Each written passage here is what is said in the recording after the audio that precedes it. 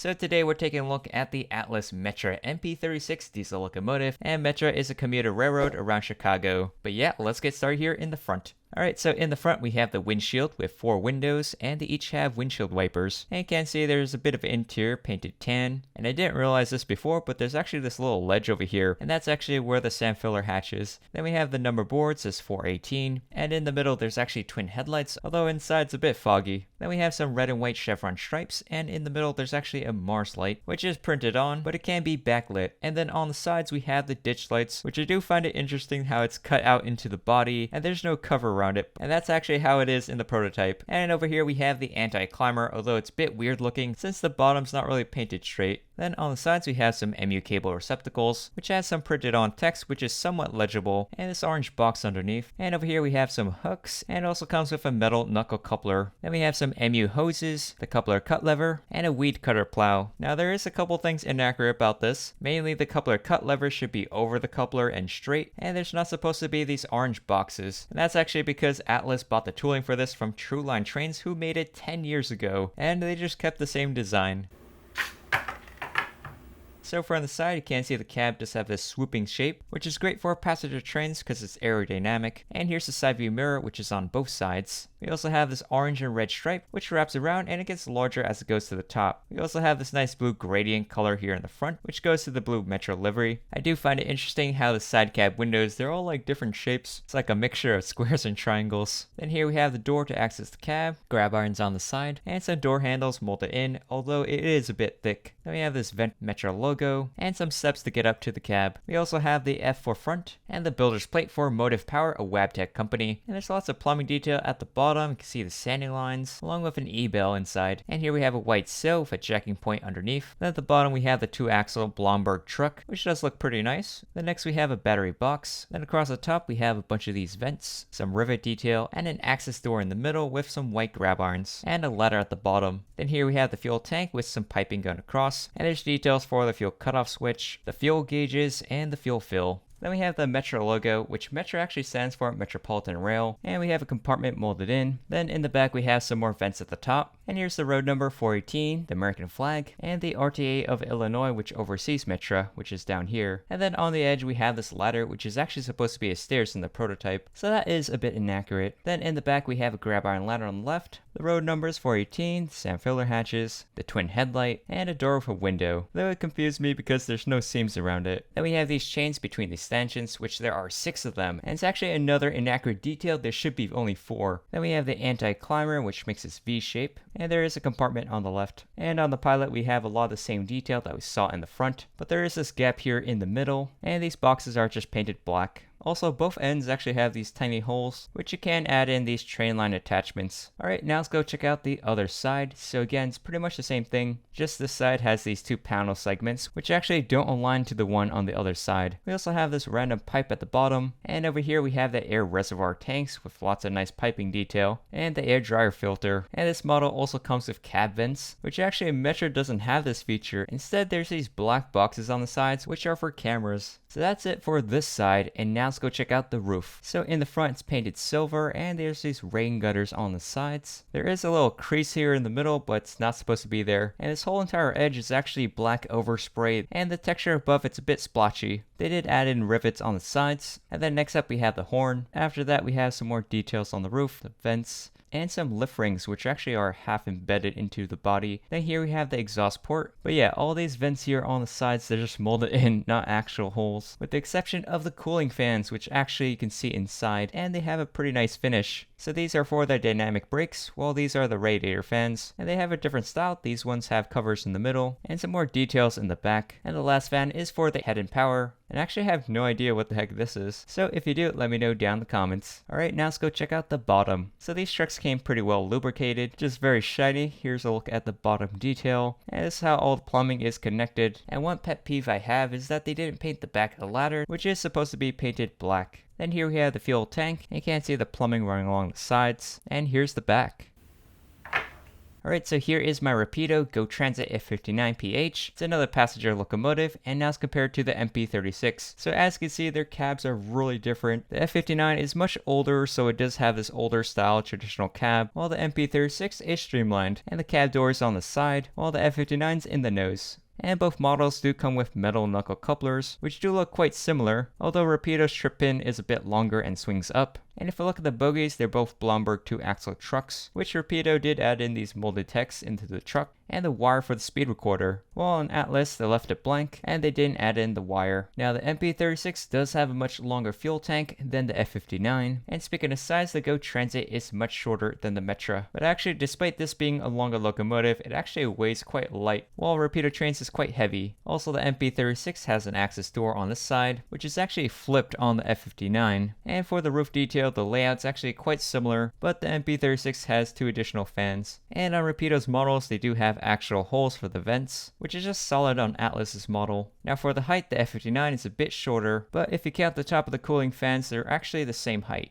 And on the MP36, we have this black tab thing, which actually didn't know what it was, but it turns out it's supposed to be a Sinclair antenna with a smaller one on the side, so compare that to Rapido Trains, this is how it should look like. So here's how they compare in the back. You can see some similarities with the round windows, but they're placed differently in the middle versus the side, and the stanchions, which there are 6 versus 4, which Metra should actually have. And the coupler cut lever is different, this one is going down, while Go Trans is above it. And if you look at the grab irons, the Atlas is much thicker. Also look at the sand filler hatch, compared to Rapido Trains, which is much thinner, and the sand filler hatch is more defined. And if you look at the Atlas, there's no backing behind the ladder, while Rapido has these walls. Also, if you look at the air tanks, the MP36 is short and thick, while the F59 is long and skinny. Now one cool thing both models have is that their cooling fans actually move. Although these fans here in the back, I can't seem to do it.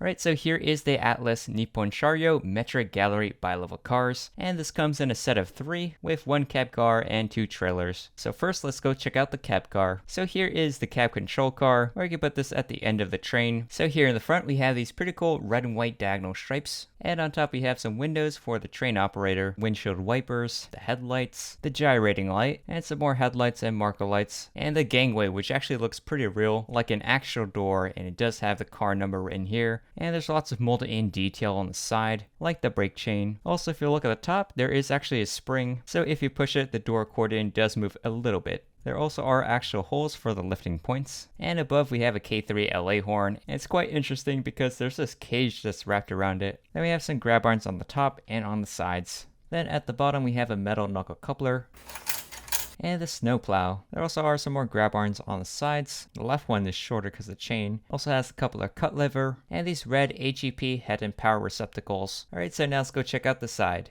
Alright, so on the end we have the control cab with side view mirrors on both sides, and this box which might be another camera. Above we have a rain gutter, and this window has a center divider. And this cab actually has interior. You can see inside there's 2 black seats and a box for the controls, although it might just be for the LED lights. Then at the bottom we have these 2 grab irons, which the top one is angled upwards, just like the real thing. And in the corner we have a stirrup step and a steel bell. Here's how it looks like underneath. Now a funny thing about this stirrup step is that if you look on the other end, that stirrup step looks completely different. It's a lot more refined and less bulky, even though they're supposed to be the same thing. Maybe it's just a flaw in their molding process, but it looks a bit weird. Then here we have some windows, which from a distance actually look black, but in real life you can tell there's like a slight green tint to it. If I increase my brightness, you can see it starts to get greener, and you can see the seats inside. Or if I use my flashlight, here's how that looks like. Then we have these 2 vents here at the top, and some metal fluting going across, and it's painted a nice silver metallic finish. It looks really nice actually, and it fits it pretty well. And if you look closely, you can see these 2 windows have this silver outline that aren't present on the rest, and I think it's for the emergency window Rapido exits. And then at the bottom here we have the truck, pretty nicely detailed, and can see yellow for the copper pickup, and some more underbody detail. And here's the blue board with the Metra logo. It's actually a separately applied piece, and the color's pretty nice. And now let's make our way to the middle part where we have the double doors to enter inside. Now you may notice that these windows here in the middle are not tinted like the other ones. And in the middle we have a black door seam, door latches, and separately applied grab irons. There also is this yellow ledge at the bottom, and to the side we have the car number, and this car is wheelchair accessible, and the RTA logo is pretty crisp. And then down here we have some small printing. It's surprisingly legible. It says caution, door opens quickly, and Metra's the owner. There also are rivet details on the edges. Then at the top we have this big vent here and these small little boxes. Maybe they're like door indicator lights, and there's 2 more vents at the top. So after that we have 12 more windows, including 3 emergency exit windows. And at the bottom we have a pair of air reservoir tanks. Then we have the truck, the grab irons and stirrup step. And here's a look at the other end, which is fairly similar. It does have lines on the sides, a little box at the top, and the bottom is pretty much the same. It just doesn't have that plow that we had in the front.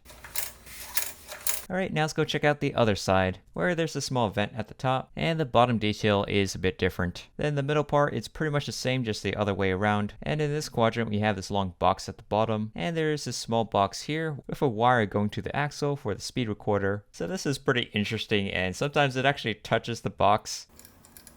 I don't know how I feel about that, but I hope it's not going to be an issue. And there's some more piping down here. And this side has this little detail here, which is different from the box on the other side. Alright, so that's it for the sides. Now let's go check out the roof. So in the front, we have that horn we saw earlier. And there's a little strip for the Sinclair antenna. And the whole roof's covered in fluting. And in the middle, we have these 2 fans that are molded in. And not much on the other side. And now let's go check out what the bottom looks like. So in the front, you can see this how the coupler mechanism works. It moves in a gull wing shape. And it's being attached to a spring. And there's also these 2 beams that hold on to the plow. Then here is the truck, though it doesn't move as freely as it can because then it'll just touch this thing, which is not exactly the best. We also have these yellow electrical pickups because this car comes with a lighted interior. We'll check that out later. And for the rest, the middle part is empty, and there are some steps behind the doors. And then here's the other side. So how does the cab car compare to the trailer? So obviously it doesn't have this whole cab thing in the front. But if you look on the other end, it's pretty similar. But this side does have the handbrake and chain, which isn't on the other one, which also has a box at the top. But if you rotate this around the other end, it does match it perfectly. And if you compare it from the side, the layout's actually pretty similar. Just the bottom doesn't have a box and that bell. And the other side, it matches up again. Just this box is smaller than the one on the cab car. And the bogie does move freely because it doesn't have the speed recorder. Now, what about the last car? Well, it's pretty much identical. The only difference is the car number 6093 versus 6064. And apparently the gangways can actually touch each other. And here's the range of motion it can turn. And here's the entire train set. So how does the Metra Gallery car compare to the other 3 bi-level cars in my collection? Which, going down the line, we have this Atlas New Jersey Transit multi-level coach, followed by Rapido Trains Go Transit bi-level coach, and lastly the Kato Amtrak Superliner 1. Now let's first compare these 2 since they're both by Atlas. Now I did notice that they changed the coupler design, like the material they used and the trip pin, it's a bit different color, which the Metra one does look more shinier and sleek. Now they both come in metallic colors, but the finishes are different. See New Jersey Transit, this one's older, and it's more of a lighter shade of gray, which isn't bad looking, but if you compare it to the Metra one, it does look more metallic looking, and the color is kind of darker, and also shines in the light, so I think I actually prefer this one. I feel like it's more representative of the actual metal. And also if you look at the Metra cars, you can see the windows are really tinted, and you can't see much inside, while New Jersey Transit's more transparent, and you can see all the seating. Same goes for the Go Transit and the Amtrak Superliner. I also found it interesting on pretty much every single bi-level car, they're using different styles of trucks. Now here's how they look like on the end. Now all of these are cab cars except the Superliner. You can see Metra's cab is way at the top compared to the other ones, while Amtrak's the only one with an upper gangway. You can see Metra has a 3-chime horn, and the ends are flat with a cover, while the other 2 has 5 and they're both open. But Go Transit also has this cage protection, and here's how they look like from the other side. Now I think this is where Kato is lacking. They're using these plastic kinematic couplers which aren't that durable, while everyone else is using metal. And they have details at the bottom, including painted HEP receptacles, which on Kato, they didn't paint them, it's all the molded in color. And they don't have detail on the bottom, they just left it open for the coupler box. And if you look at the bottom detail, the Atlas Metra is kind of decently detailed, but the middle part is blank, which on Kato the entire thing is blank. Now this is where Rapido trains likes to flex their superpower of having highly detailed undersides, so yeah, it's definitely impressive. And then for our New Jersey Transit Atlas, this one is pretty plain, does say Atlas made in China, which they seem to omit in the Metra one for some reason. So that's about it, now let's go run some trains.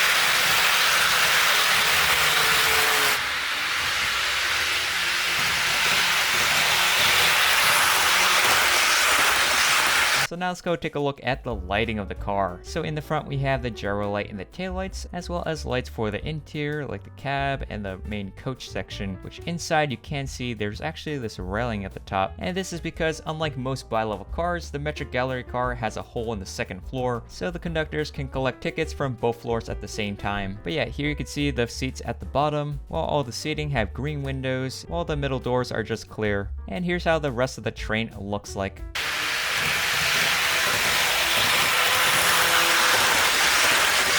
Now the MP36 also comes with lighting, which the cab interior lighting turns on in DC. The number boards and Mars light is also backlit.